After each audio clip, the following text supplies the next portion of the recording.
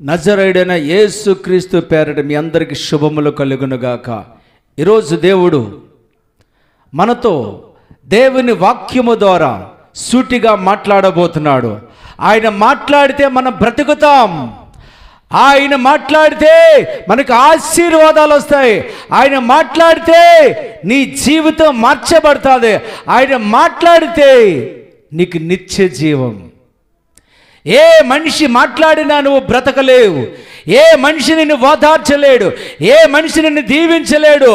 నజరుడైన యేసు మాత్రమే, దీనంతటికి కారకుడైన యేసు మాత్రమే నిన్ను దీవిస్తాడు.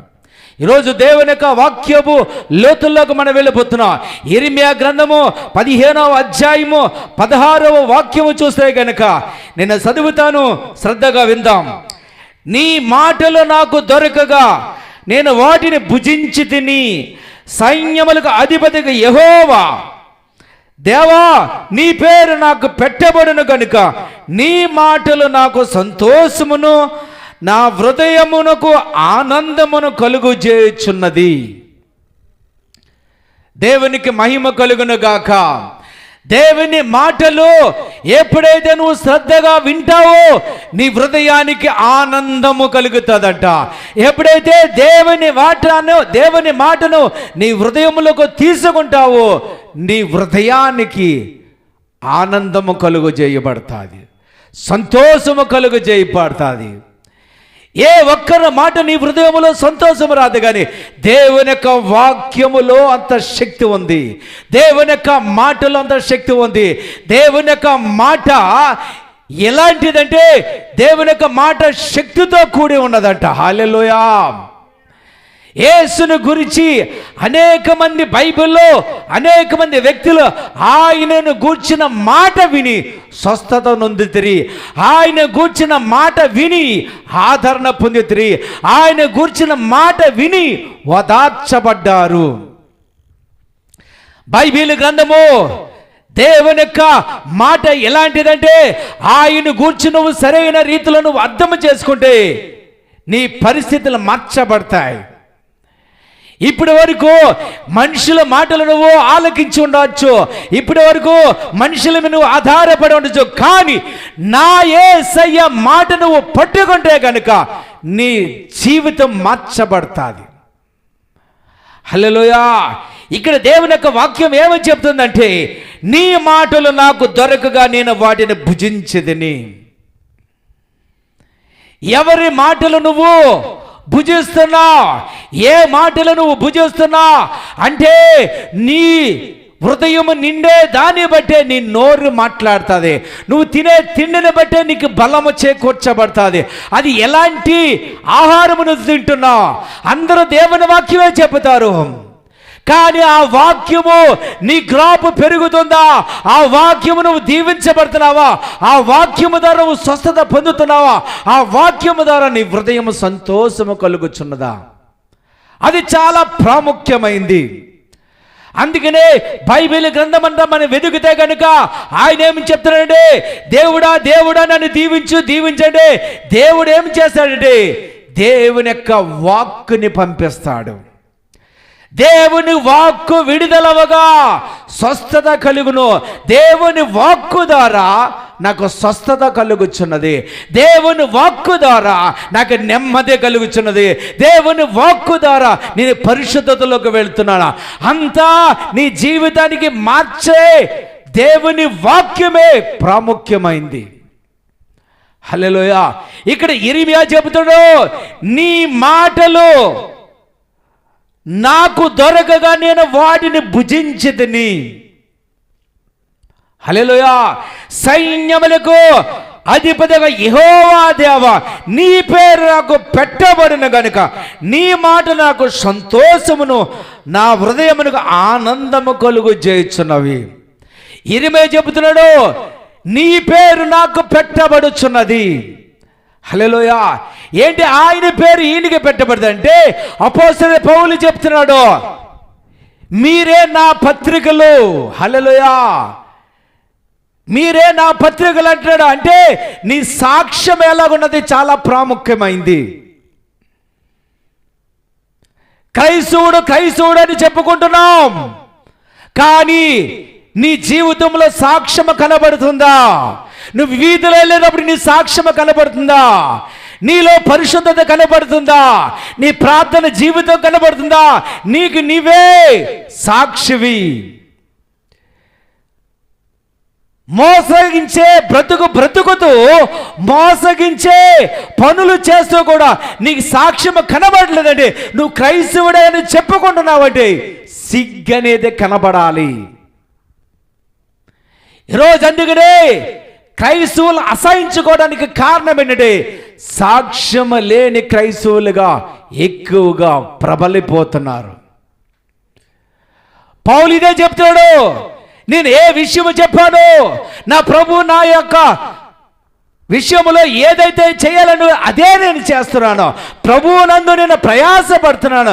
నా ప్రయాసం వ్యర్థము కాదు, కానీ క్రీస్తునందు నేను పోలి నడుస్తున్నాను. క్రీస్తును పోలి నడుస్తున్నాను.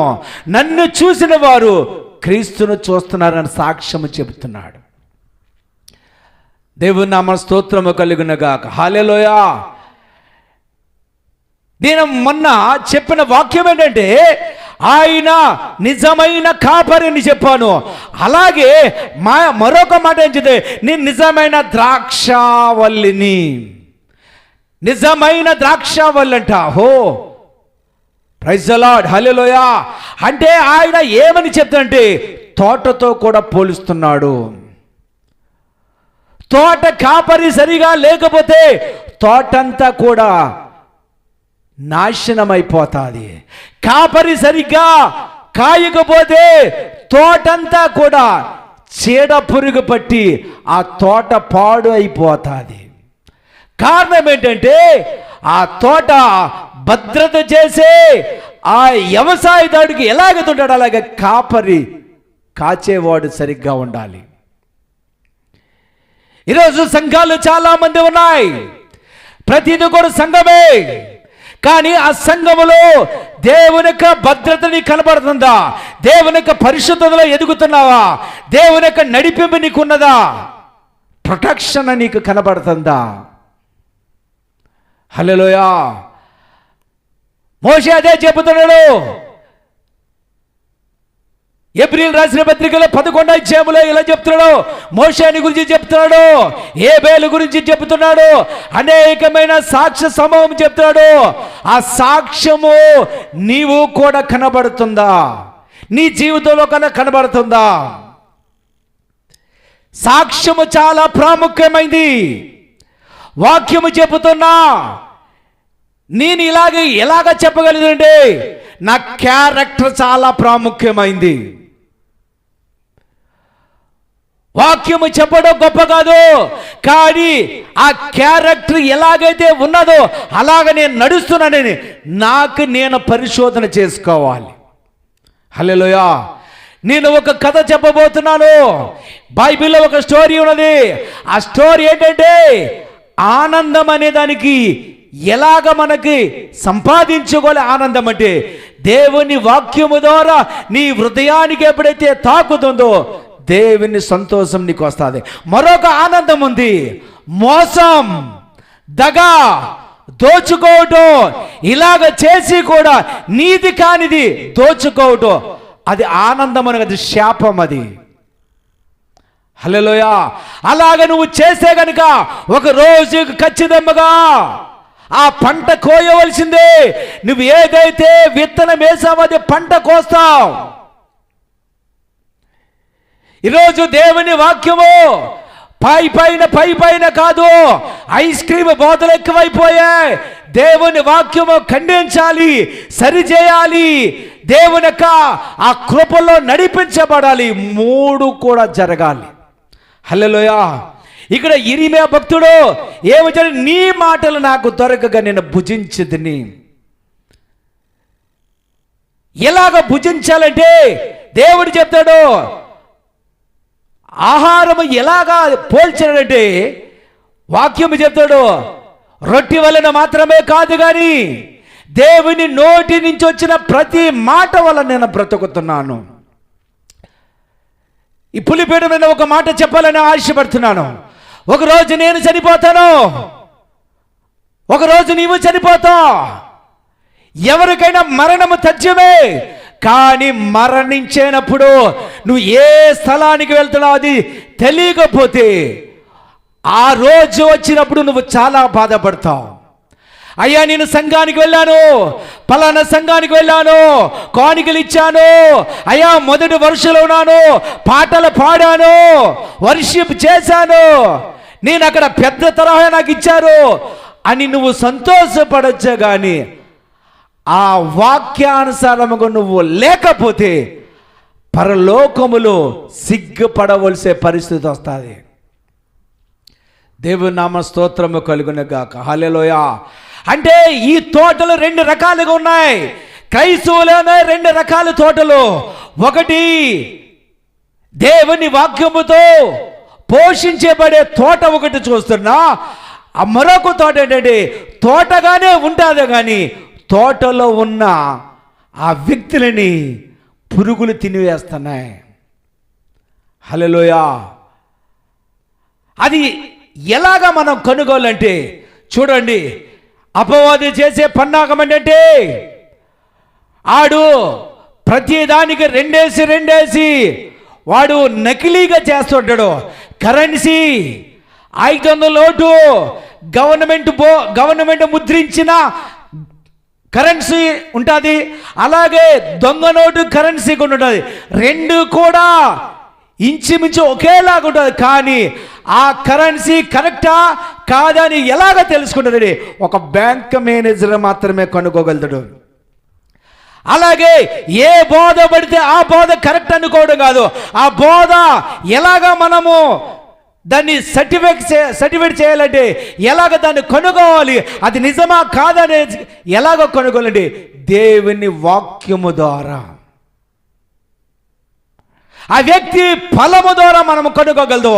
నిజమైన సేవకుడా కాదని ఆ వ్యక్తి ఫలాన ద్వారా మనం కనుగోగలుగుతాం. హల్లెలూయా.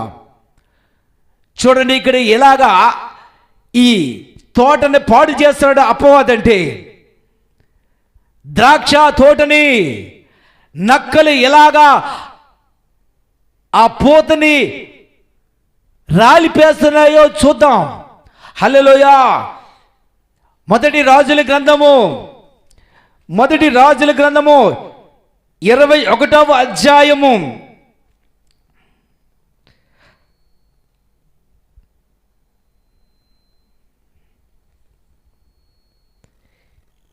'ఈ సంగతులైన తరువాత ఇజ్రాయేలులో సొమ్రోన్ రాజైన ఆహాబు నగరును ఆనుకుని ఇజ్రాయేలు వాడైన నాబోతునికి ఒక ద్రాక్ష తోట కలిగి ఉండగా ఆహాబు నాబోతుని పిలిపించి, నీ ద్రాక్ష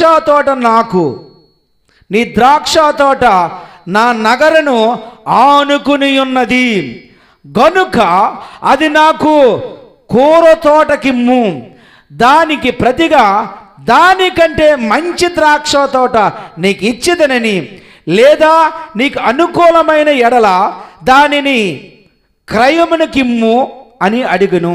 అందుకు నాబోతు, నా పిత్రార్జితము నీకిచ్చుటకు నాకు ఎంత మాత్రము వల్లపడదని చెప్పగా, నా పిత్రార్జితం నీకు ఇయ్యనని ఇజ్రాయేలుడైన నాబోతు తనతో చెప్పినదనంటే, ఆహాబు మూతు ముడుచుకుని వాడే కోపముతో తన నగరునకు పోయి మంచమే మీద పరుండి ఎవరితోనూ మాట్లాడకయు భోజనము చేయకయు ఉండెను.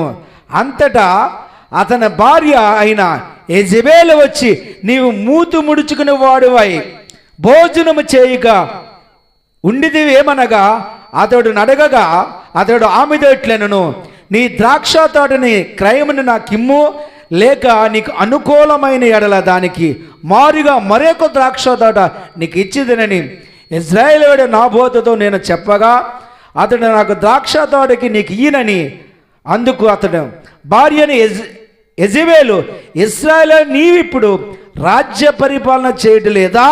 లేచి భోజనం చేసి మనసులో సంతోషము గుండుము, నేనే ఇజ్రాయేలు వాడైన నాబోతు ద్రాక్ష తోటనికి ఇప్పించదును అతనితో చెప్పి ఆహాబు పేరట తాకీదు వ్రాయించి అతనితో ముద్రించి ఆ తాకీదులకు నాబోతు నివాసము చేయుచున్న పట్టణము పెద్దలకు సామంతులకు పంపెను. ఆ తాకీదులో వ్రాయించినది ఏమనగా, ఉపవాస దినము జరపవలెను. మీరు సాటించి నాబోతును జనుల ఎదుట నిలబెట్టి నీవు దేవునిని రాజుని దూషించదు విని అతని మీద సాక్ష్యములు పడుకుట పనికి మాలిన ఇద్దరు మనుషులను సిద్ధపరచడని తీర్పు ఆయన మీదట అతను బయటికి తీసుకొని పోయి రాళ్లతో చావగొట్టుడి. హల్లెలూయా. ఈ చాప్టర్ అంతా ఏమని చెప్తుందంటే, నాబోతు ఆహాబు ఇద్దరు వ్యక్తులు మనం చూస్తున్నాం. నాబోతు ద్రాక్ష తోట ఈ ఆహాబుకు కావాలంట. ఒక చిన్న తోట, ఆ తోట మీద కన్ను పడ్డాది. చిన్న తోట, ఆ తోట మీద కన్ను వేశాడు. కన్ను వేసి ఆ తోట నాకు కావాలి అంటే, నీవు ఇస్తావా లేకపోతే డబ్బులు ఇచ్చేయిన దాన్ని నేను కాజేస్తానని ఒకటే పట్టుబట్టి చెబితే, నాబోతన్నాడు, ఇది నా పిత్రార్జితమైన ఈ స్థలము నేను అమ్మను. హల్లెలూయా. ఆ తోట నేను అమ్మను అని ఖచ్చితంగా చెబుతుంటే, ఎలాగైనా ఆ తోటని కాజేయాలి, ఎలాగైనా ఆ నాబోతుని సావగొట్టాలి, ఆ నాబోతుని ఆ ఊరి నుంచి వెళ్ళగొట్టి రాళ్లతో చంపేయాలని ఒక ప్లాన్ చేశారు. ఇక్కడ ఎవరినంటే ఇద్దరు పనికి మాలిన వ్యక్తులను సాక్షులుగా పెట్టుకున్నారంట. పనికి మాలిన వ్యక్తులు అంటే అతనికి ఏ నేరం లేదు, ఏ నింద లేదు. అతనికి పనిష్మెంట్ ఇవ్వాలంటే ఏదో ఒక నేరము చూపించాలి. ఇక్కడ పనికి మాలిన వ్యక్తులు, అబద్ధ సాక్షులు చెప్పేవారిని ఇద్దరు ఎన్నుకొని ఆ తాకీదు రాపించి అబద్ధ సాక్ష్యాలు చెప్పి రాళ్లతో కొట్టి చంపించారంట. హల్లెలూయా.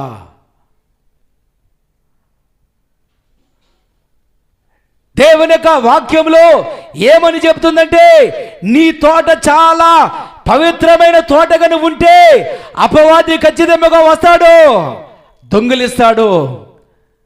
కానీ ఆ తోటను జాగ్రత్తగా కాచుకునే బాధ్యత నీది. హల్లెలూయా. కానీ నాబోతు సాక్ష్యాన్ని కాపాడుకున్నాడు. ఎన్ని నిందలు వచ్చినా, చంపేసినా, కానీ సాక్ష్యాన్ని కాపాడుకున్నాడు. చనిపోయినా పర్వాలేదు, నా తోట మాత్రం నేను అమ్మను. నేను బ్రతికి ఉన్నంత కాలము ఆ తోట నేను అమ్మనని, ఇది పితృడు నాకు ఇచ్చిన స్వాస్థ్యము, ఈ రక్షణ నేను కాపాడుకుంటాను, నా సాక్ష్యము నేను కాపాడుకుంటానని సాక్షిగా మాట్లాడుతున్నాడు. హల్లెలూయా. కానీ ఇక్కడ యెజబెలు ఎంటైంది. యెజబెలు ఒక దురాత్మది. యెజబెల్ అంటే ఇతరులు కాజేసేది, యెజబెల్ అంటే ఇతరులు దోచుకునేది. ఆత్మ ఎవరైతే కలిగి ఉంటారో యెజబెల్ ఆత్మతో నింపబడిన వ్యక్తులు.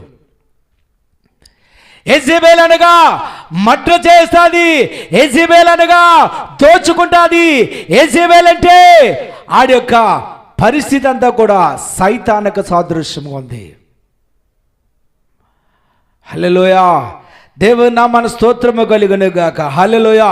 ఇక్కడ ఇద్దరు అబద్ధ సాక్షులు పెట్టింది. కానీ యథార్థముగా సేవ చేసే నిన్ను ఎవరు ఏమీ చేయలేరు. యథార్థముగా నువ్వు ఉంటే, సత్యముగా నువ్వు ఉంటే, సత్యము మారదు, సత్యము భయపడదు, సత్యము ఎవరికి లొంగదు. సత్యానికున్న లక్షణమేంటి? భయపడదు. ఈరోజు అసత్యములో నడిపిస్తున్నారు. అమ్మా రేపొద్దు నువ్వు చనిపోయినప్పుడు నీ గమ్యస్థానం అంటే ఏమనయ్యా తెలియదంటే మరి నువ్వు ఏమి నేర్చుకుంటున్నా దేవుని వాక్యము నీకు ఎలాగ అర్థమవుతుంది? దేవుని నామ స్తోత్రము కలిగిన గాక. Glory to Jesus. హల్లెలూయా. నీ హృదయంలో సంతోషం ఉందా? నీ హృదయంలో ఆనందం ఉందా? అందుకనే ఈ ఆనందము సంతోషం రావాలంటే ఎలాగా దొరుకుతుందంటే దేవుని వాక్యము నీ హృదయములోకి భద్రపరచుకోవాలి. దేవుని వాక్యం ప్రతి దినము మెడిటేషన్ చేయాలి. దేవుని వాక్యం ప్రతి దినము నువ్వు భుజిస్తూ ఉండాలి. అది నెమరు వేసుకుంటాడు. అప్పుడే నీ హృదయంలో సంతోషం వస్తుంది. కానీ ఇప్పుడు సంతోషం అనే దానికి అర్థం ఏంటంటే డబ్బు ఉంటే సంతోషం వస్తుంది, ఆస్తి ఉంటే సంతోషం వస్తుంది, సంఘము పెద్దగుంటే సంతోషం వస్తుంది అని భ్రమలో ఉంటున్నారు. కారణం ఏంటంటే అపవాది యొక్క ఉచ్చులో పడ్డారనేది అర్థం అవ్వట్లే. హల్లెలూయా. దేవుని నామ స్తోత్రము కలుగును గాక. నేను ఈ మాట చెప్పి నేను ముగిస్తాను. నీ హృదయంలో సంతోషము కావాలంటే దేవుని వాక్యాన్ని పట్టుకోవాలి. దేవుని వాక్యానికి వ్యతిరేకముగా ఏది ఉన్నా అది ఎంత పెద్ద దైవజడైనా కానీ అది నువ్వు యాక్సెప్ట్ చేయకూడదు. దేవుని వాక్యము నీవు ఎన్ని సంవత్సరాలైనా ముఖ్యమో కానీ ఎంత ఎదుగుతున్నావు, ఎన్ని కానుకలు ఇచ్చా ముఖ్యము కాదు, నువ్వు ఎంత దేవునితో సంబంధము కలిగిన అది దేవుడు చూస్తాడు. అది ఎలాగొస్తుందండి అంటే చెప్పే కాపరి, ఆ చెప్పే కాపరి సాక్ష్యము చాలా ప్రాముఖ్యమైంది. చెప్పే కాపరి ప్రార్థనాపరుడా, చెప్పే కాపరి హోలీనెస్గా ఉన్నాడా, చెప్పే కాపరి సాక్ష్యం ఉందా అని మూడు లేకపోతే ఆ సంఘము నిశ్చయముగా విడిచెళ్ళిపోవచ్చు అని నేను చెప్తా. దేవుని నామ స్తోత్రము కలుగును గాక. హల్లెలూయా.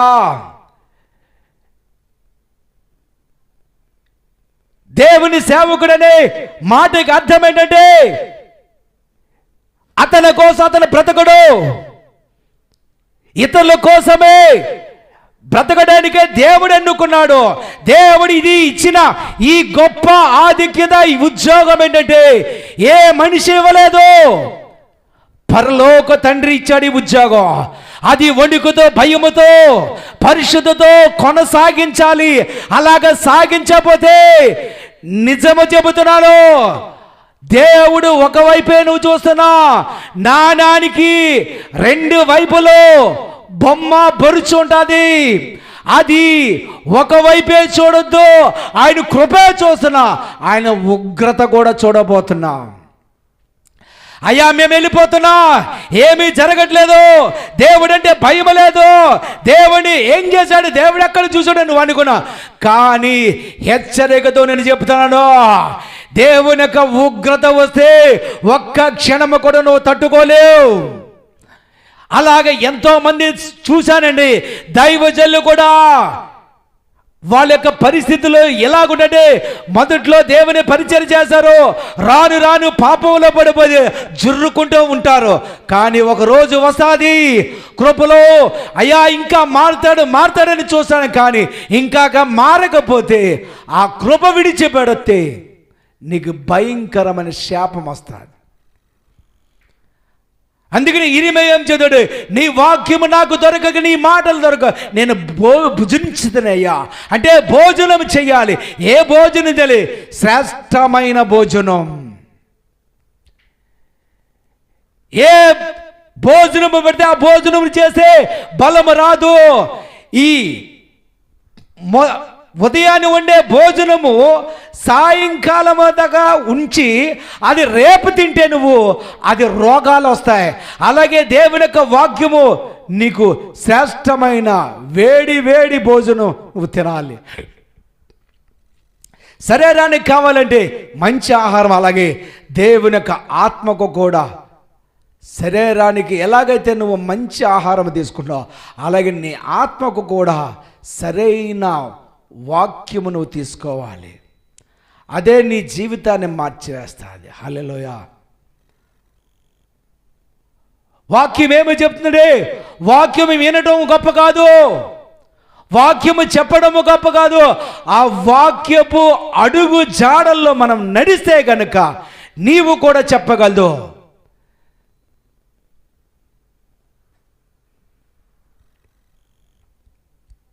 ఎబ్రిల్ రాసిన పత్రికలో ఏమని చెప్తుందంటే, 11వ అధ్యాయంలో ఏమని చెప్తుందంటే, సాక్ష్య సమూహం అంట సాక్ష్యము చెప్తున్నా. అలాగా నీవు కూడా సాక్ష్యము చెప్పేవాడుగా ఉంటావు. అది దేవుడు కోరుకుంటాడు నీ ద్వారా.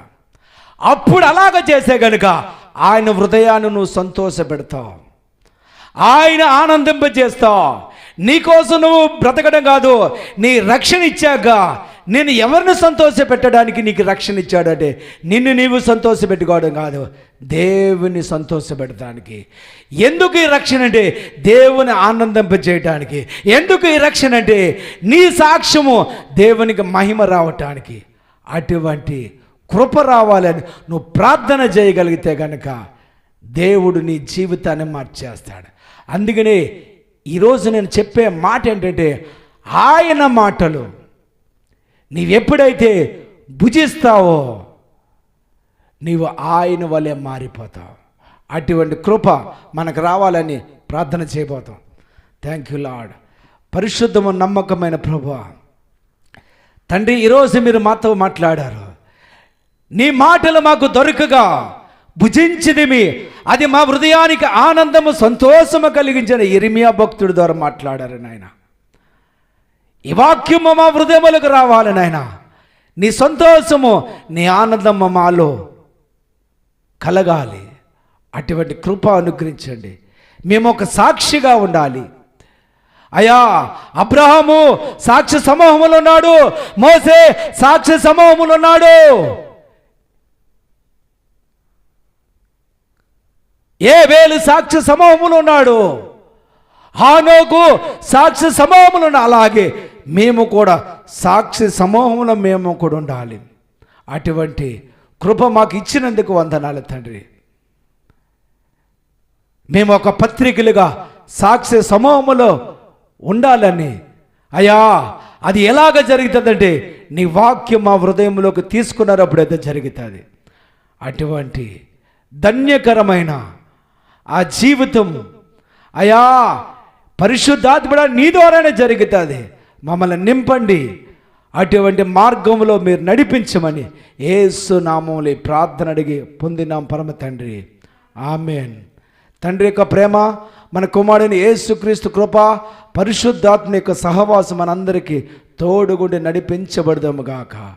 ఆమేన్, ఆమేన్.